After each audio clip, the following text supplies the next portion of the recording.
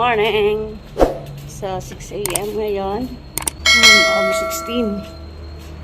So, papunta na ako ng Jose Reyes. Maaga-aga tayo ngayon, no? So, update ko na lang kayo, guys. Pag nakasakay na ako, ako nag-almasal eh. Baka doon na lang. Yeah! Umala akong tubig. Nakalimutan ko na nakapasting pala ako, guys. Oo na rin ako. Pero taste lang muna. Ganyan lang ako, guys. Pag nandun ako sa Jose Reyes, no? Let's go. Yun. Nag-trigger na naman tayo. So, nandito na ako, guys. Sa may tayuman. Naglalakad sa Jose Reyes. Grabe yung Sir Larga eh. Magpababa. Nagsisiksikan. Mga Gordaloo. Dapat tayong almusal. Wala pang inom ng tubig. So, yeah. Update ko kayo ulit mamaya, guys. Na 7 a.m. na pala. Yeah, guys. So, tinuturo tayo sa kabilang building. Ang dami ng tao. Ang aga pa. Papakita ko sa inyo. Grabe ba?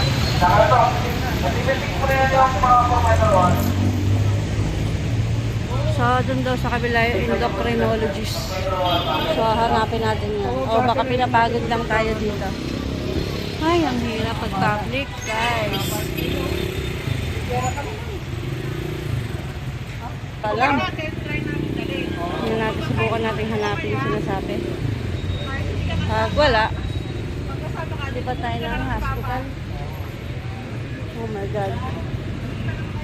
Bigyan tayo schedule, guys. So, for the schedule daw ako.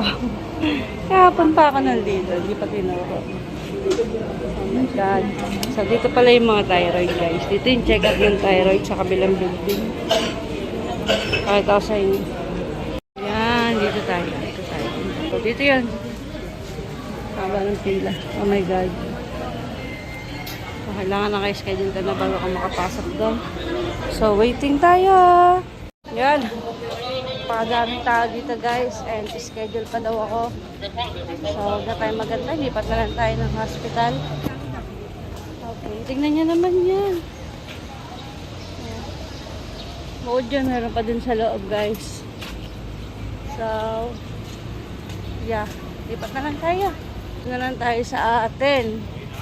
Sa Valenzuela, guys. Ang hirap. Ang hirap dito. Mas nagkakagulo sila.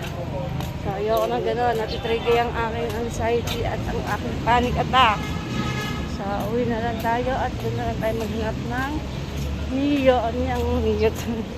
ng ano, ng endocrinologist. So, let's go. Maaga pa naman eh. Hindi na tayo. Ay, mag-almasal na pala ako. Pauwi na tayo, guys. Ayan. Napakahirap magpa-check up dito sa Jose Reyes. Lalo na pag meron kang anxiety tsaka panic attack, pwede siya mag-trigger sa sobrang dami ng tao tsaka gulo. Yeah. Magulo talaga. Hindi mo alam kung saan kabisila, hindi mo alam kung saan magtatanong. Kasi yung iba doon, pinapagod lang yung mga tao, paikot-ikot, ganyan. So, babalik na lang ako ng Valenzuela. Doon na lang ako maghahanap ng pwede kong pagsalapan for second opinion. So, ngayon is mag-aalmusal muna ako, guys. Nagugutom na ako. Alain mo, nag-fasting pa ako para sa wala lang pala. Aynes. Isip pa ako ng alas 5 para sa wala. Ano makahanap pa ako ng pwede kong pagsagapan, no? So, let's go!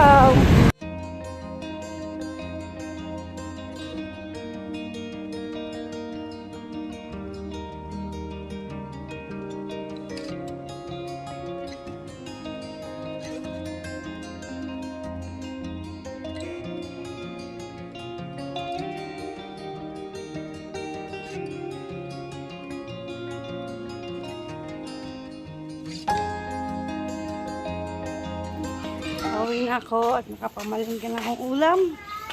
So mamaya is pupunta ako ng ospital dito sa amin. Doon ako mag-aatanong So, hinihingal ako. Update ko kayo mamaya pag nasa bahay na ako, Hi guys! So, yan. Kakauwi ko nga lang galing dito sa hospital dito sa amin sa Baljan. Nag-inquire ako kung meron silang endocrinologist na pwede ako makapagpa-second opinion. So, schedule nga rin ang kanilang mga doktor dyan. So, naisip ko na lang guys, natapusin ko na lang muna yung pag-inom ko ng aking gamot. Then, kasi parang pag nagpa-second opinion ako, baka mamaya may laboratory na naman, ganyan. So, at least, siguro, pagtapos ko maggamot, is magna-normal na yung thyroid ko. So, pag nagpa-second opinion ako, malalaman ko na doon kung magpapa-surgery ba ako or magpapa-radioactive ba ako. Doon ko siguro malalaman yun. So, maingay na naman sa labas. So, pasensya na kayo kung maingay itong video na to. Napakaingay, napakagulo. Lalo na sa Maynila, di ba? Yung mga sasakyan, napakaingay. So, pasensya na kayo, guys. Ayun lang muna for today's video. Para sa may mga hyperthyroid dyan na nanonood ng aking vlog, please, guys, comment down below kung ano yung mga ginagawa ninyong treatment or kung nagpa-surgery na ba kayo, nagpa-radioactive na ba kayo. Guys, bigyan nyo naman ako ng advice guys. So, I need you now. I need you now. So, yan. Hope you like this video guys. Please don't forget to like, share, subscribe, and please click mo na yung notification bell para lagi kang updated sa mga labagan natin lalabas sa mga bagong video. So, yan. Napagod ng lola nyo. Kaya magpapahinga na ako, guys. So, see you on my next vlog. Bye-bye!